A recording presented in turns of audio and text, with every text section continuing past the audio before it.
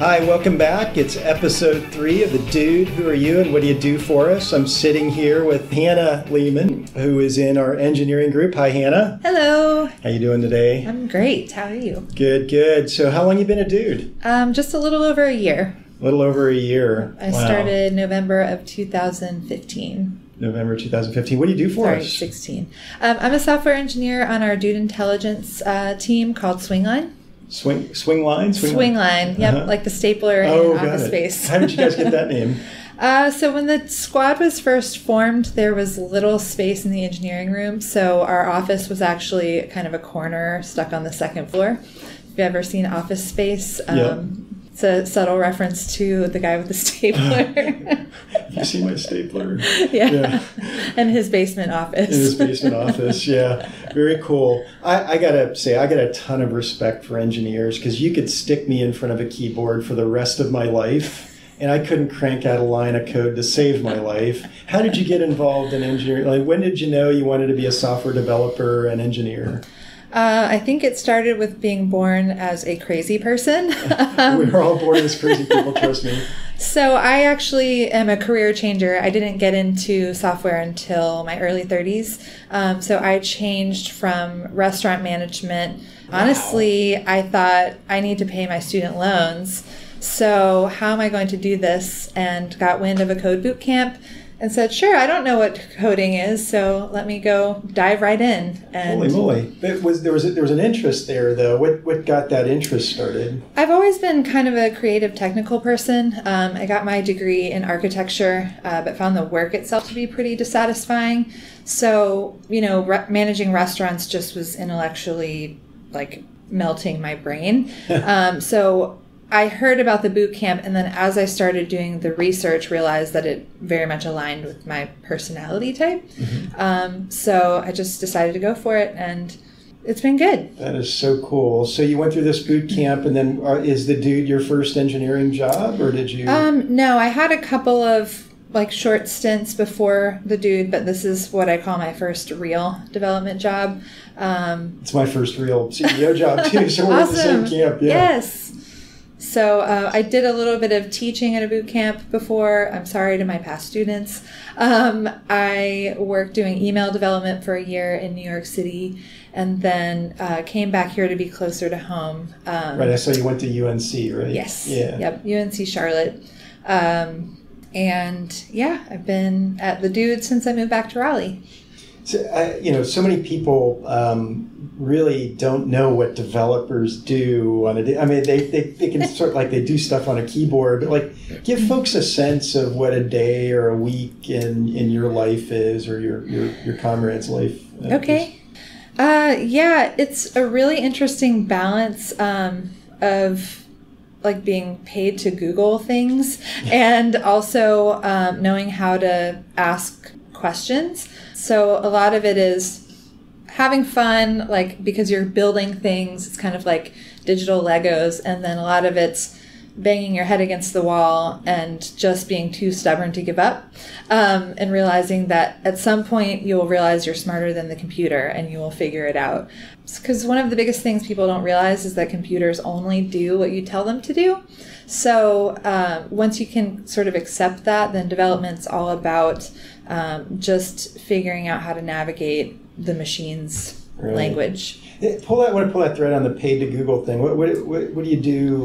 How is that helping you? Yeah, so the cool thing with development is that, there are hundreds of coding languages and platforms that you can work on. So everyone thinks developers are super smart, but the reality is there are just developers who are extremely experienced and then those who are experienced in different things.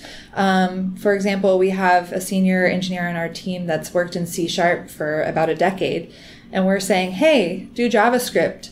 And I'm a brand new developer, and there are some times that I can answer his questions. So being able to Google things is about just the endless number of forums online where people have solved the same problem over and over again and want to help each other not have to beat their head against the wall. No, that makes sense. I mean, development, I couldn't write a line of code to save my life, but development seems like one of those jobs where you get in, you put your hands on the keyboard, then 8 hours later you look up and say, oh, wow, Time flew. Is it like that for you, or? Very much so. Yeah. And that's why I love it. Thing, yeah. I wish I were one of those people. But, I love to eat, but it is endlessly satisfying because there's never, there's always something to do. There's always something to learn. And many of the weeks do go by just really quickly. Mm-hmm. But then there are days when, you think you're going to come in and just knock something out, and you spend half the day dealing with something you couldn't have anticipated. Mm. And those are the parts that, you just have to kind of grind through, and then it gets really satisfying because, holy crap, I got through it. Yeah, yeah. So. What's the hardest part, of your job, for you? What's the hardest part? Or maybe just in general for an engineer here? I have probably two answers to that. For me, the hardest part is that I have to constantly say I don't know, especially just having changed careers. But in general, I think the hardest part is that a lot of times you think you know what you're doing. And interestingly, the most common place that engineers get stuck is when they made a really simple assumption that almost anyone would make, that you have to catch yourself in. Otherwise, it'll throw you down a path for days of doing the wrong thing. So It's really frustrating and humbling and fun all at the same time. Very good. Well, how can, one of the questions I've been asking on these podcasts is how can other dudes help you in the course of your work? That, if you could wave a wand and make something happen in the rest of Dude Nation, what would that be for you? Ooh, that's a great question. I guess what comes to mind is just remembering, I always kind of make this joke that engineers are people too, because a lot of assumptions are made that engineers are just robots, and the furthest couldn't be from the truth. For sure. We might act like robots, but we still are all operating from a place of human motivation, and so anytime that human element can be brought back to the work that we do would be greatly appreciated. And I think that we have a pretty solid product team that helps us do that here. For sure. What's the most fulfilling part of the job? I'm just learning all the time, and I love to learn. And I get to tell people I work at a place called Dude Solutions. That is a cool part, yeah. But I love to learn. I love to solve problems. I have fun on the job. I kind of, of course you get a little bit of a God complex when you're a developer because you realize that people think what you do is amazing. It just feels good to be doing something that people respect and that is constantly stretching me. Oh, that's very cool. What's the best part about being a dude, just in general? Forget the engineering piece, but what's the best part about working for us? Man, we have, at least for engineers, I assume and hope it's everywhere, but we have a work-life balance that's just really awesome. I've worked at firms where, people just beat their head against the wall staring at the computer 80 hours a week, and, they just plug and chug the code away. But here, we have a really solid grasp of what we need to do, and then also how to keep our sanity and going home and enjoying the evenings. Since you were born crazy, keeping sanity seems like it might be a full-time job. Yeah, totally. Oh, very cool. Well, one of the things I like to ask is, do you have any special hobbies or superpowers you'd care to share with the universe? Sure. I'm a great cook. I love to cook, but the problem with that is it's mostly vegan, so not everyone likes that. I also do run a meetup. It's for people that have changed careers into software development. So it's called the Triangle Adult Junior Developers Meetup. And let's see, a superpower.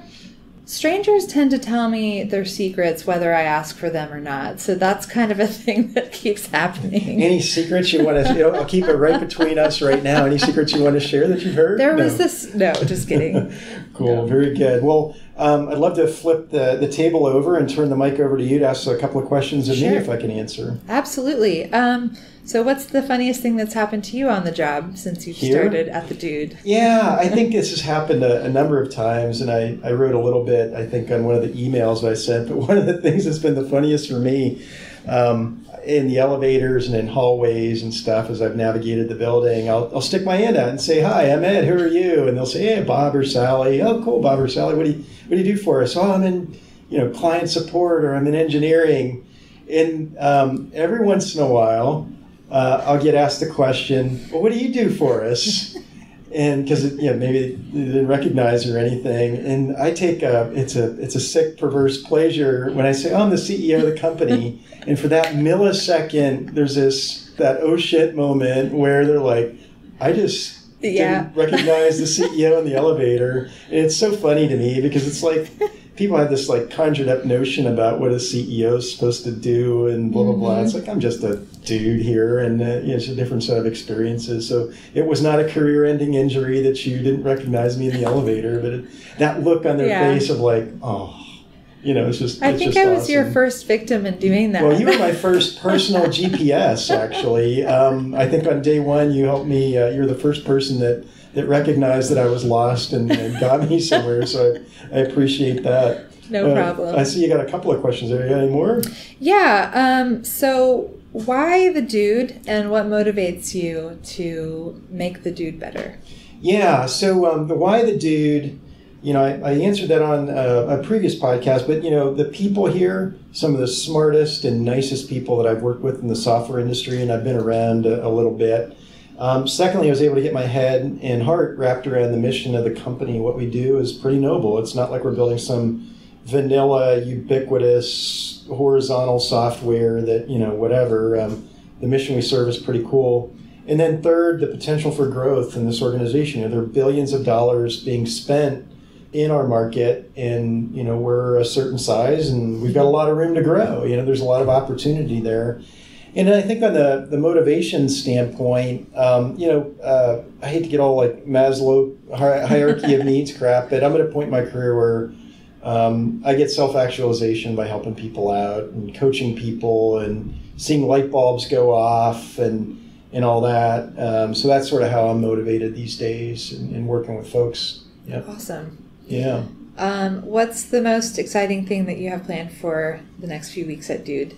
The next few weeks at Dude. Aside from the podcast. Yeah, aside from the podcast. This was it for me. This one. By the time folks hear this, we'll have already gone through our first town hall with me, and I've been thinking really hard about getting in front of Dude Nation and in my first sort of State of the Union address. And the team's been working really hard. We're going to have a lot of information there, but that's probably the biggest thing. And then, I think we've got the Dude Labs charter getting some meat on it. I think will probably be the next big thing that I pay attention to. But there's so many things going on here, and there's always something to pay attention to. So awesome. Yeah. I'm really excited about Dude Labs.